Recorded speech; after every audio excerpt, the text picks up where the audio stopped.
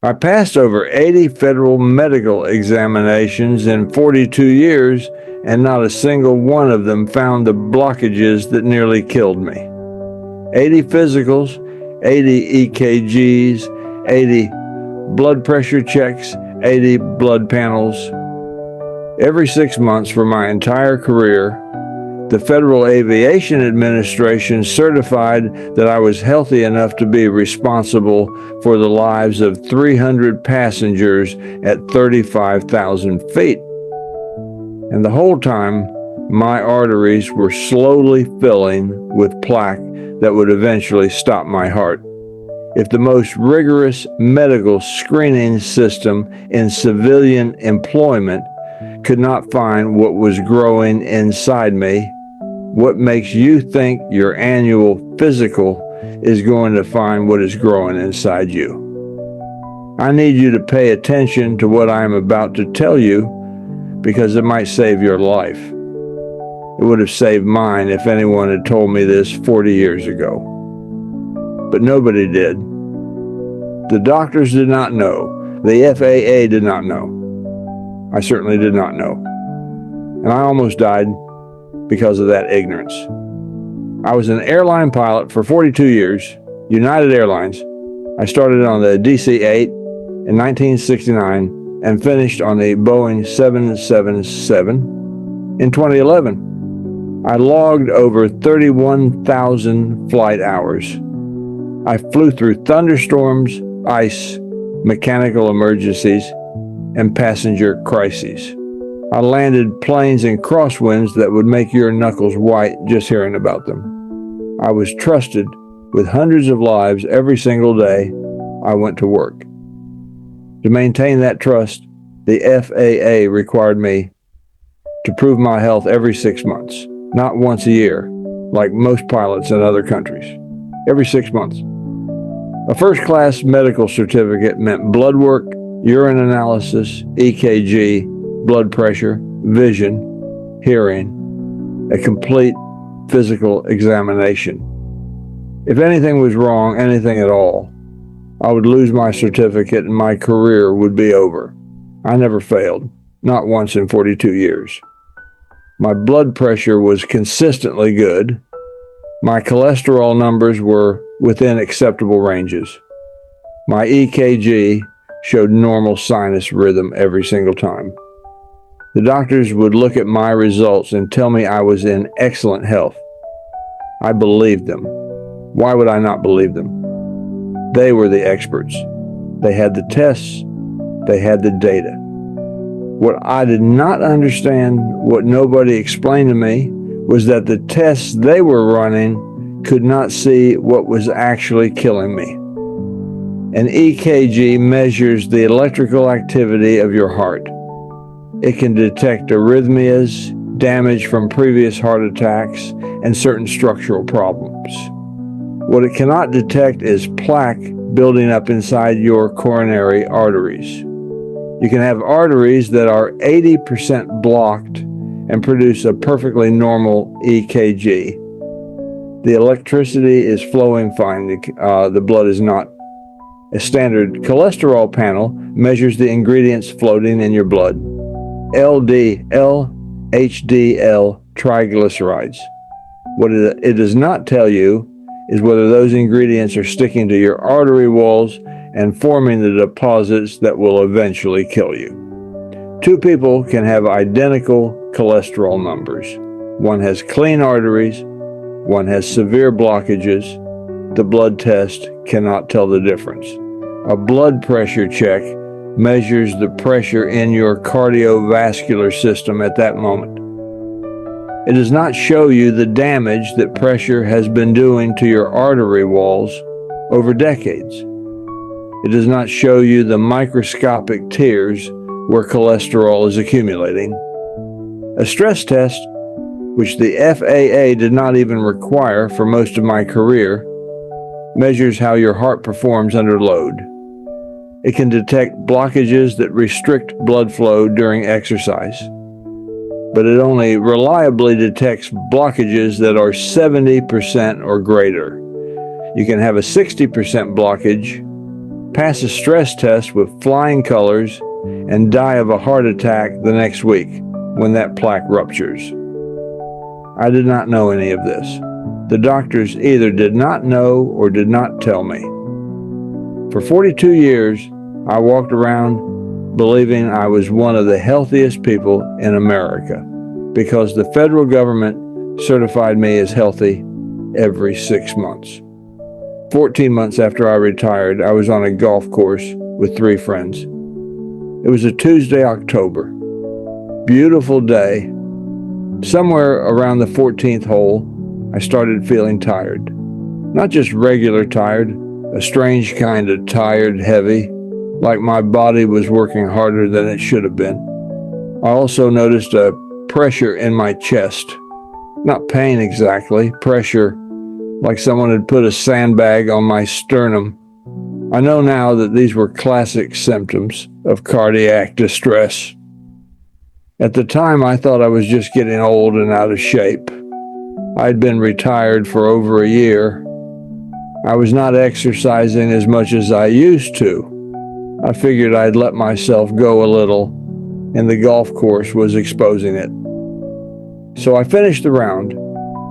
I played 4 more holes with a heart that was struggling to get blood through arteries that were nearly closed. I drove home.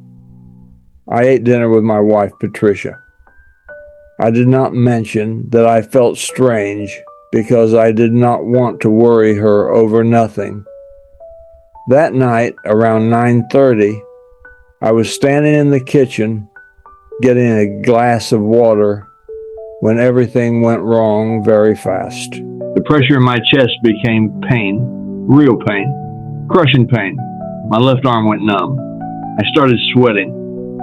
I remember thinking very clearly, this is a heart attack. And then I remember nothing. Patricia found me on the kitchen floor. She called 911 and started CPR. She had learned CPR 30 years earlier and never used it until that moment. She did chest compressions for 7 minutes until the paramedics arrived. The paramedics shocked my heart twice in the ambulance. I was clinically dead for a total of about 4 minutes. At the hospital, they did an angiogram. They found 3 severely blocked arteries. One was 85% blocked. The left anterior descending artery. Doctors call it the widowmaker because when it closes completely, you die. I was minutes away from complete occlusion. They did emergency bypass surgery, 5 GPHs. When I woke up, the cardiologist came to see me.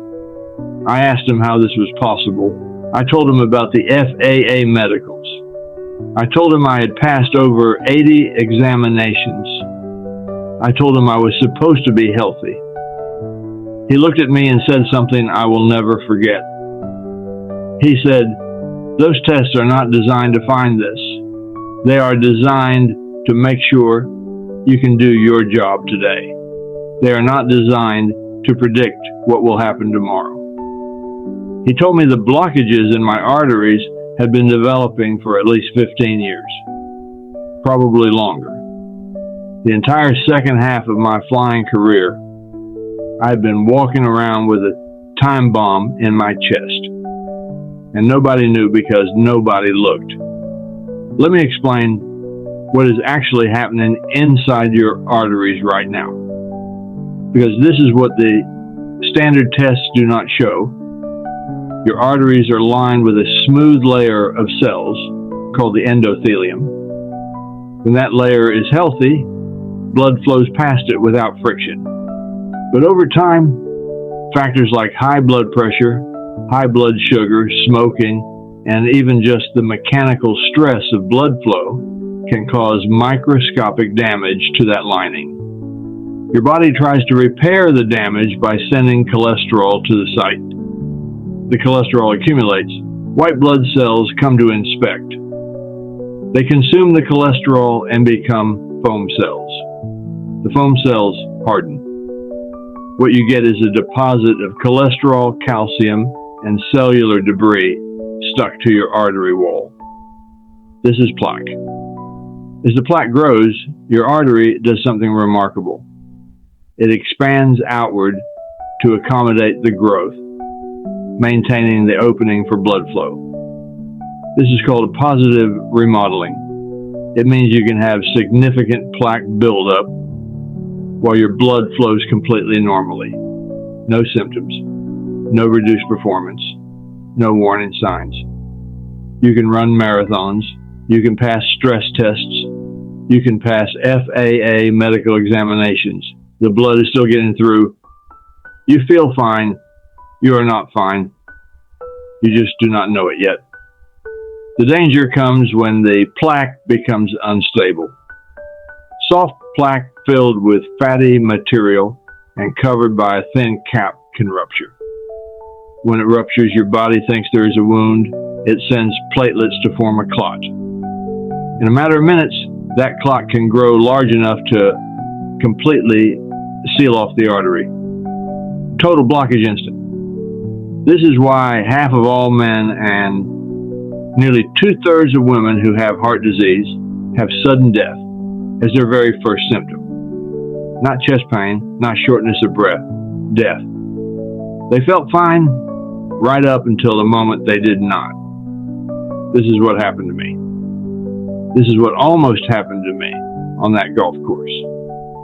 If I had not made it home, if I had collapsed on the 14th hole instead of my kitchen, if Patricia had not known CPR, if the paramedics had taken 3 more minutes to arrive, I would be dead. You would not be watching this video. My grandchildren would never have known me. I am telling you all of this because you are probably making the same mistake I made. The soft plaque is the dangerous kind, the unstable kind, the kind that ruptures and kills you without warning. This is the test that can find the killers before they kill. If you are over 40 years old, you should be asking your doctor about these tests. If your doctor says you do not need them because your cholesterol is fine, or your blood pressure is normal, or you passed your stress tests, you should insist or find another doctor because those standard tests cannot see what is actually happening inside your arteries. I am living proof. 80 medical examinations and they missed everything. I want to tell you about the symptoms I ignored because you might be ignoring the same things right now. For about 6 months before my heart attack, I had occasional moments of unusual fatigue during physical activity, playing with my grandchildren, walking uphill. Nothing dramatic, just a feeling that I was working harder than I should have been. I attributed it to age. I attributed it to being retired and less active. I attributed it to anything except my heart because I'd been told my heart was healthy. I also had occasional tightness in my chest after exertion, not pain.